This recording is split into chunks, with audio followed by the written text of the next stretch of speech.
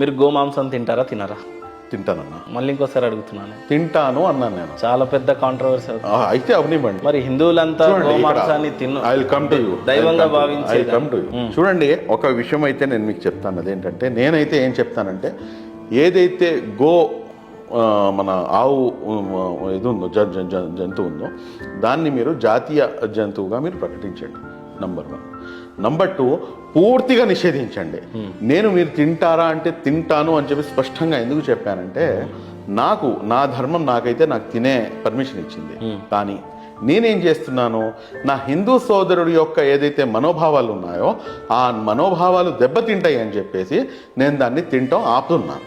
కానీ నేను ఎంతవరకు ఆపుతాను, ఇంకోళ్ళు ఎంతవరకు ఆపుతారు, అది అవైలబిలిటీ ఉన్నంత వరకు తింటూనే ఉంటారు. కానీ మీరు ఒక తెలిసిన నాగరికత అంటే నేను మానేశాను.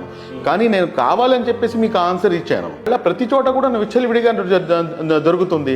మీరు దాన్ని అన్నింటినీ ఎందుకు బ్యాన్ చేయరు? మీరు సిన్సియర్గా ఆలోచిద్దాం. ప్రత్యేకంగా ఆవు అనేది మట్టుకు నాకు తెలిసినంత వరకు బాగానే అది కంట్రోల్ అయిపోయింది. మేము 100% we are ready to be with them. ఎందుకంటే మీ సెంటిమెంట్స్ రెస్పెక్ట్ చేయాల్సినటువంటి బాధ్యత మాది. 100% రెస్పెక్ట్ చేస్తాము, అందులో డౌటే లేదు. మీ గోమాంసం తింటేనే నేను ముసల్మాన్ అని చెప్పేసి ఎక్కడా లేదు. అసలు నాన్ వెజ్ తినకపోయినా పర్లేదు, నేను ముసల్మాన్నే. బట్ అంటే పూర్తిగా దాన్ని తీసివేయాలంటే కనుక ప్రభుత్వాలు దానిపై చట్టాలు తీసుకొని రావాలి.